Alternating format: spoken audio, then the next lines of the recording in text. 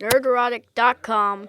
Welcome back to the Nerdrotic channel. My name is Gary Beekler, and I come to you from nerdrotic.com. And tonight we are covering Manifest Season 1, Episode 3, Turbulence.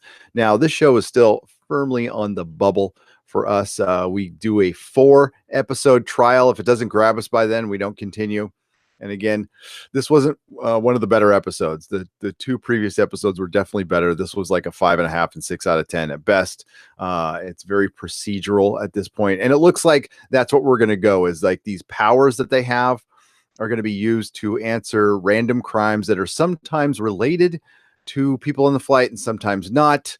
And it's a very easy way to get around those things like clues and investigation. We can just have hunches and feelings and go solve crimes. I mean, wow.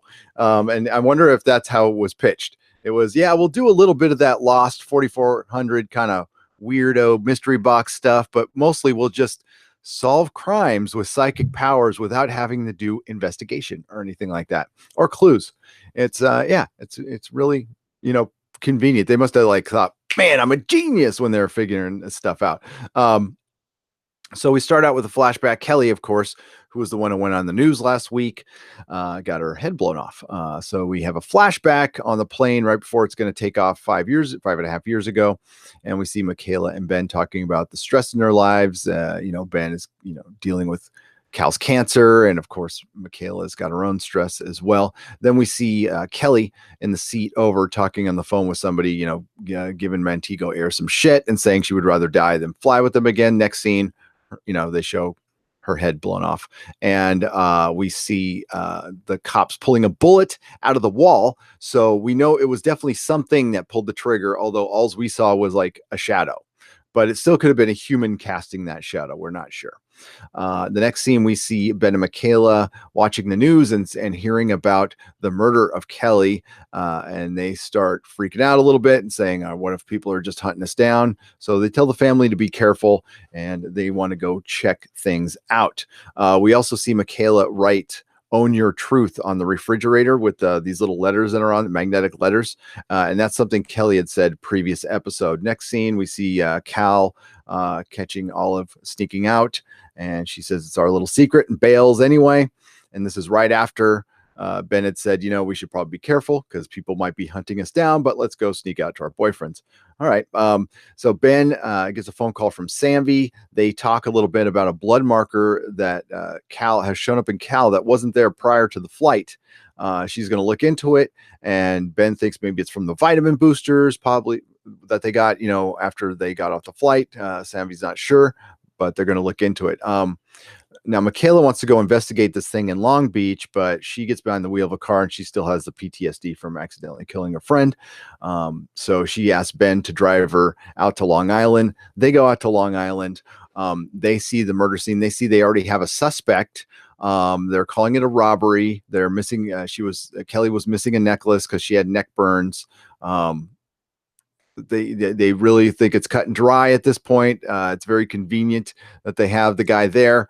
And then Vance shows up from the NSA, takes over the scene, reminds the detective that Michaela and Ben were both on that flight and she's out of her jurisdiction and everybody needs to get out of here because we're taking over the case. So, of course, Ben and Michaela on their way out, they need to talk. They want to talk to Mr. Taylor, who's Kelly's husband, and he's at the ambulance, and he said, "I told her not to talk to anybody." Then we shoot over to the police station. We see Michaela watching Kelly's interview again. Then Jared confronts her about going to Long Island at that murder scene, and she said, "Yeah, it's I got kind of a hunch, and I did it. I shouldn't have gone, but could you make some calls for me, please?" And of course, he does. And then Michaela talks to Ben about the "Own Your Truth" thing, and they decide that they have to go back and talk to the husband again. So they go talk to the husband at the memorial and ask if he had heard that. And he said yes, multiple times. And she had really changed. She wanted to lead a simple life. She wanted to get rid of all her earthly possessions, and she wanted to make things right in life. And she had even given back something very expensive he had given to her.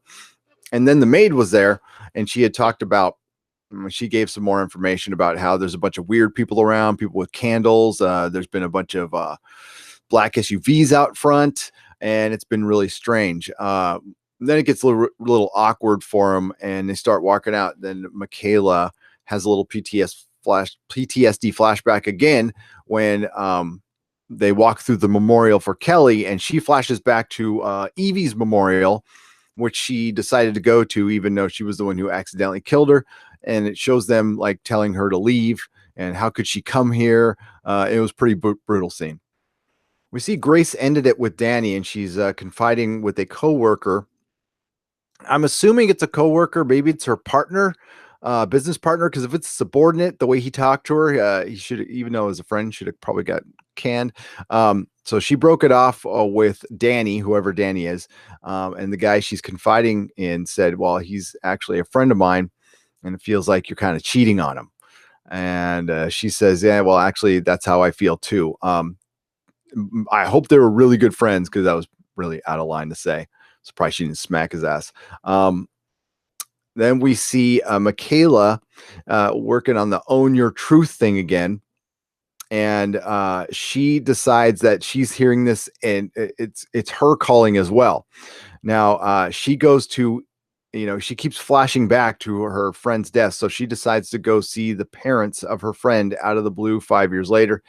She sees Evie's mom, who looks happy to see her, and she's kind of surprised. Then we find out she's got dementia, and it kind of sucks. So she still thinks her daughter is alive, and the husband is sad. And he said, I got tired of telling her that Evie's dead and breaking her heart every 15 minutes. So it's like, oh, that was dark. Right on.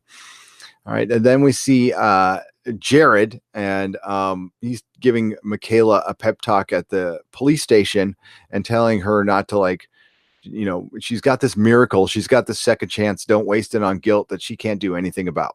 So otherwise, he said he pulled some records on Kelly Taylor, found out she had no criminal record, but she had owned a mall downtown. Now, the maid had said she got her hair done at the mall previously, and she came back with some bruises on her arm. She didn't know what was up with that, so that causes Michaela to go check out this mall. Ben, in the meantime, is searching his house for bugs, and he doesn't even know what he's looking for. And he is also talking to Sanvi on the phone, and they're talking about this blood marker that they found, and they're not too sure. And then Ben finds a condom in the chair and has to hangs up and says, I gotta go. But Sanvi did talk about, like, hey, I'm gonna run and Sanvi talked about that the blood marker was in her as well, and she suspects it's probably in Ben and everybody else who was on the plane. So she's gonna run an MRI on herself once she can sneak into a machine, and we'll find out what goes on from there. Kevin, an old friend, shows up at the house, and Ben doesn't recognize him at first because the last time he saw him, he was a little kid, and apparently this was one of Cal's little friends. But he wasn't there to see Cal; he was there to see Olive, and that's weird, definitely weird. And an interesting thing to put in this show, but they need to play with these concepts a little more, because right now it's just especially this episode, it was a lot of Ben sitting around a counter answering a phone, inexplicably going on police runs because his sister's a cop. So I guess they would have a lot with the weirdness of the plane, fine, but just some really paint by number stuff going on here. Michaela comes home, and Ben asks how it went with Eve's parents, and she's all, badly, but that doesn't matter. We've got to get down to the mall right now. She's maybe her calling is getting mixed up, kind of like our calling got mixed up when we heard free them and we thought it was the dog, but it was actually kids. Maybe the same thing happened to her and it got her killed. So they're going to go down to the mall. They go down to the mall again together and investigate, and they see a girl there, and she starts running. When they catch up with her, they find out that Kelly and her husband were slumlords, and they only hired undocumented workers, and they were gouging them for 40% of their pay. And then Kelly had come down. They had asked the lady there, why did she hurt Kelly? And she said, I didn't. I pushed her and she fell, but she actually came to say she was sorry and kind of make everything right. So she was actually giving up being a slumlord and trying to make her life right, trying to own her truth. Which is, it's more than Michaela's more than hearing Kelly say it. She's feeling it herself. And that's why she's continually, basically stalking Evie's parents at this point. Vance shows up and confronts Jared at the New York Police Department and says, I know what you've been doing. You've been sticking your neck out for your girlfriend, Michaela. And he's like, oh, that's not my girlfriend. He's all, whatever. You're risking your job. I'm not the kind of man you want to cross, and you want to keep me up to date on anything that's going on. If you want to keep your job, and hands him a card and bails. So we find out that, at this point, we think Kelly's husband killed her because she was giving up the whole slumlord life, but it turns out he didn't. He was a slumlord. He was a piece of shit, but he didn't kill his wife. So we also have Samby investigating. There's just a scene where she's on a computer and we see some graphics of her brain, and we see ischemic stroke. Apparently is has something to do with that blood marker, but we don't know what the context was other than her looking very surprised. Ben comes home and hears somebody rustling around at his house, and like any normal person, grabs a bat and goes and whacks the guy. And apparently it's a guy named Lindsay who was looking for some shin guards for the soccer game. And he had a key to the house, which probably would have been a very good thing to bring up when they said, hey, these people are, they're possibly murdering us in the plane and we want to be careful. That would have been one of the things you want brought up. So, of course, Ben feels bad for thwacking the guy. And then he talks to Grace. He's all, how many more men have keys to our house? Which I would think is a very good question. And then they have the talk. And she tells him that, yes, there was another man, but I broke it off with him. And we got this second chance. So let's give it a go.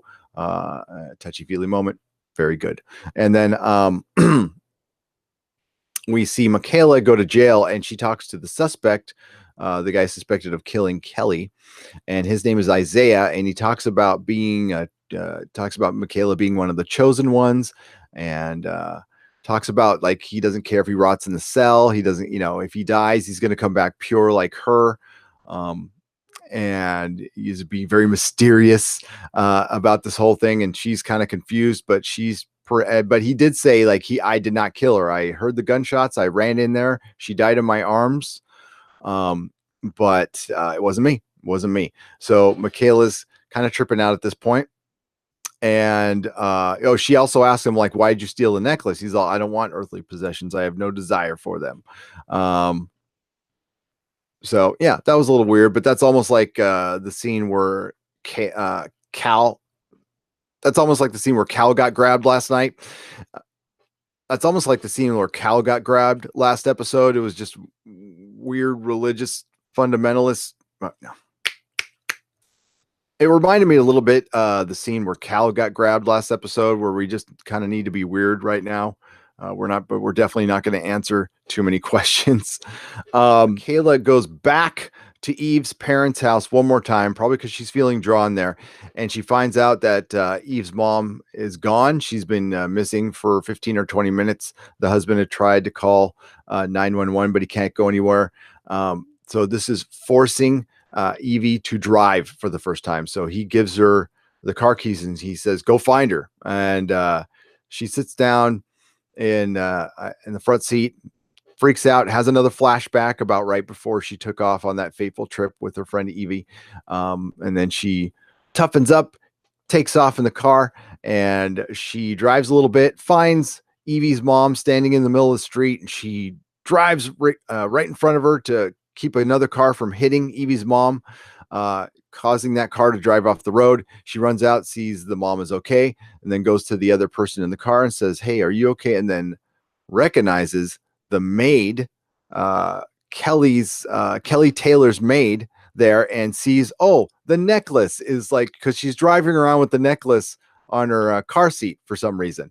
And yes, so Michaela inexplicably finds the murderer of Kelly Taylor. It was the maid. It was the maid in the kitchen who took the necklace. So yes. And that's how these episodes are going to go. So I don't know about that. I don't know. But again, it wraps the case up with a nice bow. And at least Jared does notice this at this point. He's all, wait, this is the second one. Things are getting a little weird. You're going to talk to me at some point. And she's all, no, it's fine. There's no weird stuff going on here. Whatever. So yeah, so at the end we get a little song and a little montage, and Cal apologizes to Olive for ratting her out to the parents for sneaking out. Grace tells Ben that she loves him. Jared rips up the card he got from Vance. Michaela is playing card with Evie's mom.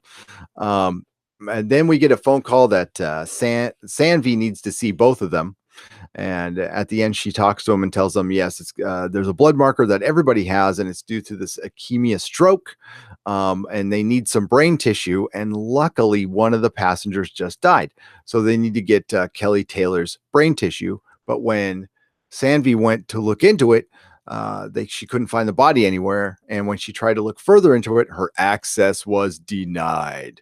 And then the last scene is, we assume, Kelly Taylor's body being pulled in some government facility, and that's where the episode ends. So, yes, so far 3 episodes, and we've they have these powers. Okay, so they're kind of psychic. There's suggestions. There's something guiding them. Okay, and there was a lot of talk of Romans 8:28. There was an 8:28 that I did notice when they were running through the mall. That was 8:28 on the clock. I'm sure I missed some more. Really wasn't looking for them. And this Bible phrase talks about being the chosen one. If you're called, are you going to basically rise to the occasion if you're one of the whatever? And that's what it looks like this is. It looks like we're going to be basically right place at the right time, people to help people. And this avoids them actually having to they'll have crimes that don't really have to have, but we can have motive, but there won't be any clues or any case building or anything. It'll just be, I use my power and I listen to Own My Truth and I find a necklace. And, yes, this is very, very mystery box. And it's very interesting to see Robert Zemeckis going mystery box on us, but it's got one more episode. I don't know what you all think, but definitely 5.5 out of 10. For a network TV show, it's okay. They're very light on the sci-fi elements and very, very heavy on the drama. So I thank you for watching. I thank you for taking the time to listen to this. If you're a fan of the show, it doesn't mean I don't like you. It doesn't. And just because I don't like something doesn't mean it's not good. And I'm not even saying I'm not liking it. I just needs to really win me over. And it's got one more episode. So we'll see what happens. If you like what you heard, please like, share, and subscribe. We usually do live recaps. Our live schedule is at nerdrotic.com. Please check it out. We also have a Patreon, patreon.com/nerdrotic, where we give you stuff in return for your support and your donation. We really appreciate that. Hope you all have a great day or evening, and may the small folks sing songs for greatness. Nerdrotic.com. Please subscribe.